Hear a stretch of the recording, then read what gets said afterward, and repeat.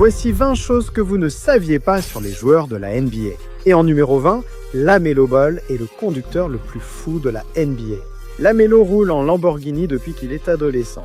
Et ses voitures sont devenues de plus en plus folles depuis.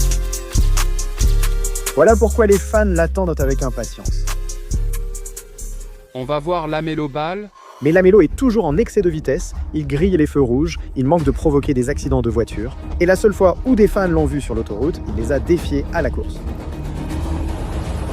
LaMelo ne peut tout simplement pas vivre sans conduire de façon imprudente. Mais au numéro 19, ce que Stephen Curry ne peut pas lâcher me fait penser qu'il est le joueur le plus obsédé de la NBA. Qu'est-ce qui t'est indispensable pendant un mois? Le sexe, le café, ton téléphone ou... Là-bas. Chérie, de quoi pourrais-tu te passer un mois? Le sexe, c'est sûr. D'accord. D'accord. Je voulais juste m'assurer qu'on est sur la même longueur d'onde. Après 10 ans, il vaut mieux qu'on soit sur la même longueur d'onde.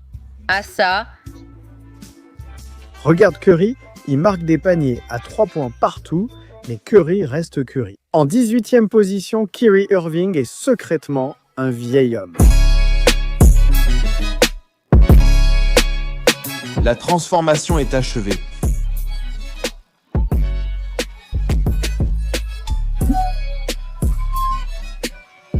Fais attention à toi. Merde, Kyrie peut marquer contre n'importe qui, mais ce qu'il ne peut pas obtenir, c'est le numéro 17. Parce que LeBron James a reçu quelque chose d'unique au monde. Tout a commencé la nuit où il était sur le point de battre l'un des records les plus légendaires de tous les temps. Fin du troisième quart-temps, LeBron James, un tir pour l'histoire. LeBron se tient seul. Devenir le meilleur marqueur de tous les temps l'a inscrit dans l'histoire de la NBA. Mais les Lakers voulaient que l'accomplissement de LeBron soit des diamants dorés. Alors ils ont contacté Elian Joaillier pour concevoir un chef-d'œuvre qui a fait la une partout. Cette chaîne et ce pendentif représentent le record de LeBron, combiné avec ses logos, ses numéros de maillot et tous les plus grands moments de sa carrière. Alors, bien sûr, LeBron a montré qu'il avait le meilleur dans ce domaine en NBA, et avec une chaîne comme celle-là, il devrait peut-être rapper. En quittant ta fichue marine, Ou prendre des cours de rap auprès du numéro 16. Parce que Aaron Gordon est le seul joueur de la NBA à avoir sorti un morceau clash contre la NBA. Ce qui a commencé par des dunks que tu ne vois que dans les jeux vidéo,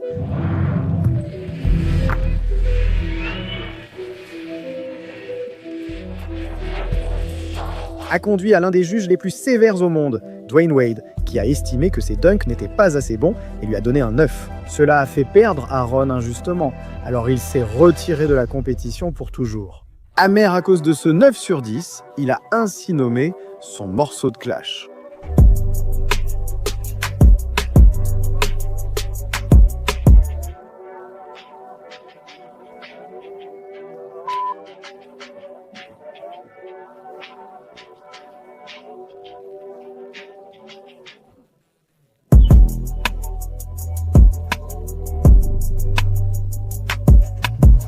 Waouh, Aaron l'a détruit. Mais au numéro 15, James Harden a failli ne jamais exister. Quel surnom, James, ta mère t'a-t-elle donné à ta naissance? elle ne m'a pas donné de surnom. Chanceux. Elle t'a appelé chanceux, parce qu'entre le fait que son dernier enfant soit une sœur et ta naissance, tu sais ce qui s'est passé? Non. Elle a fait une série de fausses couches. Je ne le savais pas. Monia Willis est simplement déterminée, et je pense que je tiens cela d'elle. Mec, Harden ignorait aussi l'histoire avant cette interview. Heureusement, tout s'est bien passé, et le petit Harden est devenu l'un des enfants les plus heureux que j'ai vus. Mais au numéro 14, la photo de bébé de Trae Young a fait de lui l'un des enfants les plus viraux que j'ai jamais vus. Avant un match de play-off contre les 76 heures, une entreprise a annoncé qu'elle donnerait 2000 couches pour chaque point qu'il marquerait, et le gars en a mis 34. Ce qui veut dire qu'ils ont dû distribuer un nombre ridicule de 68 000 couches. Donc évidemment, ça a fait le buzz. Hello Bello a offert des couches à des bébés d'Atlanta lors du 6e match de la dernière série. Ça fait 2000 couches pour chaque point marqué par Trae Young. Beaucoup de boîtes. Comme personne n'avait vu ces photos de bébés avant, tout le monde en parlait. Jusqu'à ce que Trae lui-même se surnomme Trae Younger. Mais le plus fou, c'est que les gens se souciaient surtout des cheveux de Trae. J'aime bien Trae Young, mais ses cheveux ressemblent à une sucette qui est tombée sur la moquette. Quel goût, la sucette? Peut-être délicieux, Trahe a les pires blagues que j'ai jamais entendues. Mais au numéro 13, Anthony Edwards joue dans les meilleurs films que j'ai jamais vus. Il a récemment tenu un rôle principal dans l'un des plus grands films de Netflix, Hustle. Regarde, elle m'aime bien.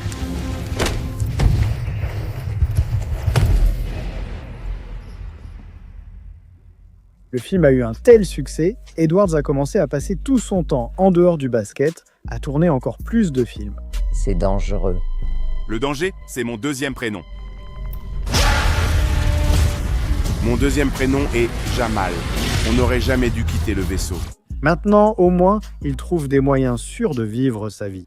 En 12e position, ce que Karl Anthony Towns a fait a presque lui coûté la vie. J'avais 5% de chance de m'en sortir vivant. Il conduisait simplement dans la rue, pensant que la vie était belle, quand soudain, il a été percuté par un semi-remorque et les deux véhicules ont été complètement détruits. Quand le semi-remorque t'a percuté, as-tu vu ta vie défiler? Non, c'est allé trop vite. Je n'ai pas compris ce qui s'est passé, j'étais confus. La voiture devant s'est arrêtée, on s'est arrêté et j'ai regardé notre entraîneur. Kurt a remarqué que la voiture devant s'était arrêtée trop brusquement et a dit « Le camion derrière ne ralentit pas ». La seconde d'après, tu sais, on a été percuté, c'est arrivé tellement vite, donc tu sais, je suis juste content que tout le monde soit sain et sauf dans l'accident. Évidemment, comme je l'ai dit, ça aurait pu être bien pire, et honnêtement, je n'aurais probablement pas dû m'en sortir comme je l'ai fait, mais je suis content de l'avoir fait. Miss Town a survécu à un accident de voiture et plaisante aussitôt, c'est fou, mais pas autant que les entraînements de Jamal Murray pour arriver 11e en NBA. Ces journées sur le terrain commençaient très tôt, ça se transformait toujours en entraînement. Il faisait toujours ce temps-là, je ne mettais pas de gants. Pour moi, ce n'était pas du travail. Des pompes en dribblant sur la glace à travailler ton équilibre. Certains jours, on tirait, mais si tu ratais, tu courais la colline. Donc tu faisais 100 mètres, en gros, en montant la colline. Tu redescendais, tu tirais. Pour créer cette concentration mentale. Tout ça a l'air très intense. On dirait un entraînement de Navy SEAL. Oui, mais en drôle. Quand le Técho est-il apparu pour la première fois? J'avais une idée. Il en parlait tout le temps, tu sais. Essayer de tenir le coup aussi longtemps que possible. Juste traverser cette douleur. Combien de sceptiques y avait-il? Je veux dire tout le monde sauf lui.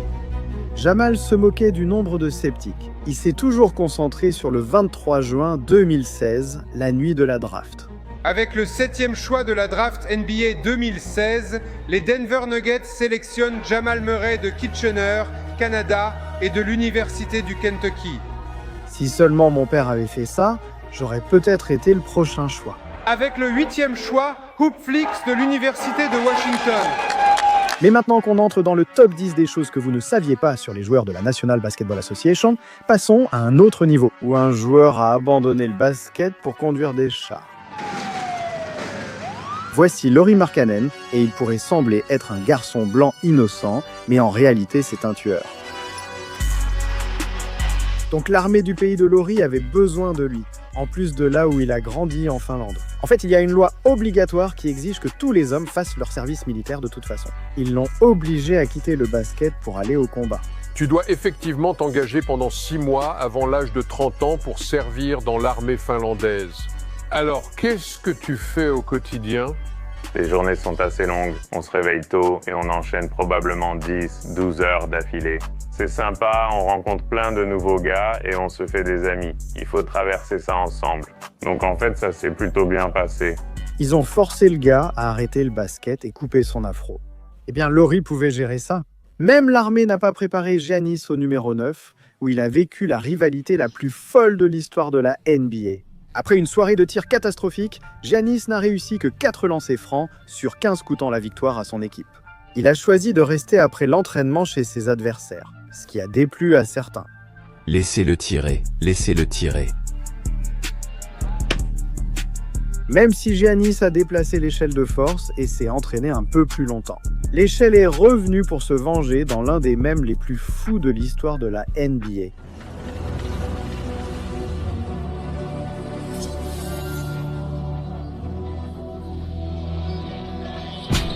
Oh, ça va être une faute flagrante. Et je pense que ça pourrait en être une aussi. Ce n'est pas une action de basket. Waouh. Cette échelle est très émotive, mais l'histoire la plus touchante de la NBA aujourd'hui, c'est la 8e. Ce qui est arrivé à John Wall l'a presque poussé au suicide. John Wall, premier choix en NBA, est devenu immédiatement une superstar. C'est pourquoi il a porté les Wizards en playoff à lui tout seul et a même marqué des paniers décisifs. C'est sûrement pour 3 points, John Wall. Personne n'avait jamais vu un joueur comme Wall, mais dès que Wall a atteint le sommet de sa carrière, tout s'est effondré. Pendant des années, il a été victime de blessure après blessure, jusqu'à ce que Wall subisse finalement la pire de toutes. John Wall, déjà forfait pour la saison à cause de son talon, doit maintenant être opéré d'une rupture du tendon d'Achille. C'est une blessure majeure pour un joueur comme lui. Il aime ce sport, il aime jouer, ça se voit dans sa façon de jouer. C'est vraiment déchirant. Peu importe ce que vous pensez des Washington Wizards ou de John, c'est vraiment terrible que cela arrive. C'est une blessure qui change tout parce que tout chez John Wall repose sur sa vitesse.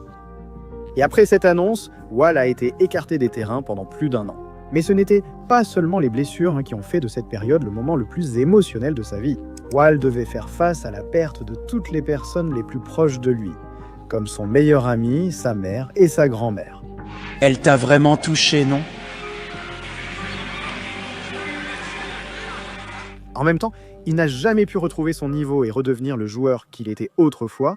Alors finalement, la ville à laquelle il avait tout donné l'a échangé aux Rockets, littéralement la pire équipe de la ligue.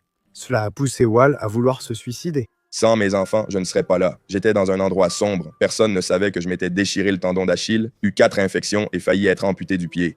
Ma carrière touchait à sa fin. Ma mère a eu un cancer du sein puis est décédée. J'ai été transféré et ma grand-mère est morte 1 an après. Maintenant, je ne joue plus au basket, tu sais quoi. Je suis dans une mauvaise passe. Je me dis, mais qu'est-ce qui se passe? Pourquoi tout ça? Il faut que ça m'arrive à moi. Genre, je passe du 2e meilleur joueur de l'Est à tout perdre d'un coup. Je veux dire, j'ai touché le fond, vraiment. C'est là que j'ai demandé de l'aide. Je suis allé voir un thérapeute et j'ai dit, yo, j'ai besoin d'aide. C'est ça le problème chez nous, les hommes afro-américains. Souvent, on a grandi sans figure paternelle et on pense qu'on n'a pas besoin d'aide. En tant qu'homme de la maison, on croit pouvoir tout régler seul. Quand j'ai compris que tu partais, j'ai su que j'avais besoin d'aide. C'est pourquoi ça ne me dérange pas d'aider les autres. Beaucoup de gens m'écrivent souvent. Tu sauves beaucoup de vies. Je leur dis que je reste moi-même, sincère et authentique. Donc évidemment, avec un joueur vedette qui parle comme ça, l'histoire s'est répandue partout. Et ça montre simplement qu'on ne sait jamais vraiment ce que quelqu'un traverse en coulisses. Eh bien, en fait, au numéro 7, je sais exactement ce que fait Kevin Durant. Et c'était illégal autrefois. TMZ avait presque exposé cet homme. Oh, il a laissé tomber la bœuf. Et après ça, il a commencé à faire des poignées de main suspectes avec ses coéquipiers. Les indices s'accumulaient depuis un moment. Alors finalement, KD m'a révélé son secret. Ça élimine un peu les distractions dans ta tête, ça t'apaise, c'est comme boire un verre de vin. Ouais, alors t'as fumé aujourd'hui? En fait, je plane en ce moment. D'accord, Cathy, tu as un contrat à vie avec Nike et je sais que tu as les moyens de participer parfois. Rien de ce que KD mange ne pourrait le faire agir comme le numéro 6. Là où De'Aaron Fox a fait des choses tellement folles que la NBA a inventé un tout nouveau trophée pour lui. De'Aaron est récemment devenu l'un des joueurs les plus décisifs de l'histoire de la NBA. Fox depuis le coin de Nick, il l'a. De'Aaron fait un crossover. Fox attaque, reste en l'air et marque. Oui, le parcours de De'Aaron a tellement impressionné la NBA qu'ils ont fait une annonce spéciale. La NBA a un tout nouveau trophée cette saison. Le trophée Kia du joueur le plus décisif de l'année 2023 est décerné à De'Aaron Fox des Sacramento Kings. Tu dois être fier de De'Aaron, mais aussi de Devin Booker. En 5e position, il a accompli quelque chose d'incroyable. Pour honorer Kobe, ces deux-là étaient plus que des concurrents. Ils étaient des frères. Alors après la disparition de Kobe, aucun joueur n'a été plus dévasté que Book. Non seulement il était ému pendant les matchs et les interviews, tout ça à cause du dernier moment qu'ils ont partagé ensemble, mais Book a aussi fait en sorte que Kobe l'accompagne partout où il va. Nous avons brièvement parlé sur le terrain, puis il m'a demandé de le rejoindre à l'arrière où il a signé mes chaussures. Sur une chaussure, il avait écrit « Aux jeunes » et sur l'autre, c'était « À Book ». Sois légendaire, j'ai « Sois légendaire » tatoué sur mon bras. C'est quelque chose que Kobe m'a laissé. Ça me motive encore et ça continuera toujours de me motiver. Waouh, respect à Book pour rester authentique. Mais en 4e position, Russell Westbrook a passé plus de 3 décennies à mentir au monde entier. Les fans ont commencé à avoir des soupçons lorsqu'ils l'ont vu signer des autographes de la main gauche, puis quand il a été aperçu portant une montre spécialement conçue pour les gauchers. Mais les choses n'étaient pas encore étranges. Lors d'une interview, un journaliste a remarqué que Westbrook tirait de la main droite mais écrivait de la main gauche. Et Westbrook a demandé que cela ne soit pas mentionné dans l'article. Il essaie sûrement d'empêcher qu'on l'arrête de faire ce genre d'action. Il l'a tout de suite remonté. Voilà Russ avec la main gauche, Russell Westbrook main gauche. Je ne sais pas, je veux dire, Westbrook fait toujours des choses qui n'ont pas de sens. C'est un adulte qui porte des robes. Frérot, si tu mets une robe, t'es une tapette. En 3e position, Damian Lillard a poussé la NBA à le tester pour dopage. La NBA n'aime pas quand des joueurs font ce que même Michael Jordan ne pouvait pas. Mais Dame était prêt à tout pour gagner des matchs parce qu'après tout, ils jouent à Portland et ils sont nuls. Alors il a commencé à enchaîner les matchs à 40 points tous les soirs, ce qui lui a permis de dépasser l'un des records les plus fous de Michael Jordan. Mais Dame est resté affamé jusqu'au 26 février 2023. La nuit où il a réalisé l'un des matchs les plus fous de l'histoire de la NBA. De grands changements voient Dame reculer et marquer à 3 points. Et une accélération dans la raquette lui a fait un éclair de la main droite. Il dribble, entre dans la raquette, flotteur main droite, c'est dedans. Damian Lillard avec ce flotteur, 71 points, un record en carrière. Attends, 71 points. C'était l'une des performances reflets les plus légendaires de l'histoire de la NBA. Et ça a même poussé Dame à recréer l'une des photos les plus emblématiques de tous les temps. Au moins, on sait que celle de Dame a bien eu lieu. Mais la NBA doutait qu'un humain puisse être si incroyable et l'a soumis à un test antidopage. Je me suis dit, au sérieux? J'ai passé le test urinaire hier, puis une prise de sang ce soir après le match. C'est en fait la première fois de ma carrière qu'on me teste après un match. Et puis, à part ça, ils savent que j'ai peur de Neil, donc... Mec, la NBA a vraiment gâché l'un des moments dont Dame était le plus fier. Ça me rappelle le numéro 2, où Paolo Banchero a été humilié par une entreprise automobile. La draft NBA était un moment que Paolo attendait depuis toujours. Alors le jour venu, il a porté une tenue dite mouillée. Rien que d'en parler... Je veux dire, ça brille vraiment comme un diamant. C'est arrivé il y a 2 minutes et tu es la première recrue. J'ai déjà vu la mieux habillée. Costume sur mesure, j'ai choisi le violet, tu sais, petite anecdote, évidemment. Je suis allé à Duke, mais mes parents à Washington, donc lors de mon engagement à Duke. Tu sais, beaucoup de gens m'ont reproché de ne pas être resté à la maison, tu vois, et tout ça. Donc c'est un peu comme mon cadeau d'excuse pour eux, tu vois. Porter, le violet de Washington. Un costume violet, une chaîne personnalisée et des chaussures chrome. Je veux dire, c'est stylé et tout. Tout le monde l'a regardé être choisi en première position. Les fans disaient qu'il ressemblait au Joker et affronterait Batman. Avis partagé par les nouveaux coéquipiers de Paolo. Ça me rappelle le Joker, je ne vais pas mentir. Mais la partie la plus folle pour tous ceux qui ont vu la tenue, c'est quand la compagnie automobile Dodge a transformé le style de Paolo en une nouvelle blague. Alors, qu'est-ce que Paolo avait à dire à propos de tout ça? Je ne sais même pas quoi dire. Vraiment, je n'arrive pas à croire ce qui vient de se passer. Tam, c'est un jour triste quand tu ne peux même pas t'habiller comme tu veux. L'histoire la plus triste que j'ai entendue était la numéro 1, et je parie que tu l'ignorais. Chris Paul n'est devenu une légende que parce que la personne la plus proche de lui a été assassinée. À un moment donné, Chris semblait être l'enfant le plus heureux du monde. Grâce au basket et à sa famille, je sentais que mon grand-père était mon plus grand fan. J'allais à la station-service pour le voir, il était là. Il se vantait toujours de moi et de mon frère, de combien nous étions bons, et il me faisait me sentir différent.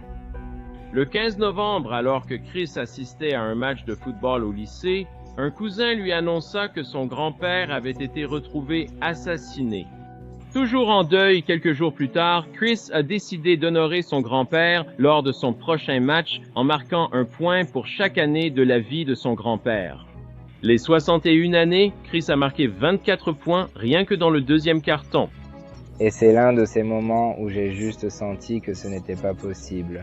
Je me fiche du type de défense que tu joues, de qui tu mets devant moi. Il n'y a aucun moyen que tu m'empêches d'y aller.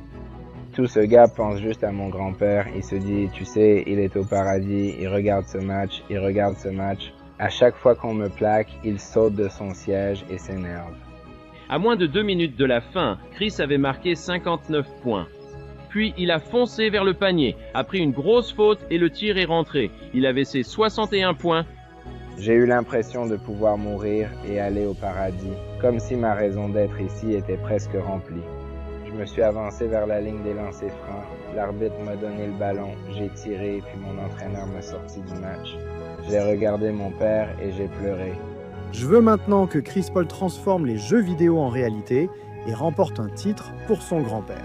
Maintenant, ce serait fou, mais pas autant que des tremblements de terre détruisant des matchs NBA, des animaux mortels envahissant les vestiaires des équipes ou le grille-pain secret qui a fait gagner un championnat à une équipe.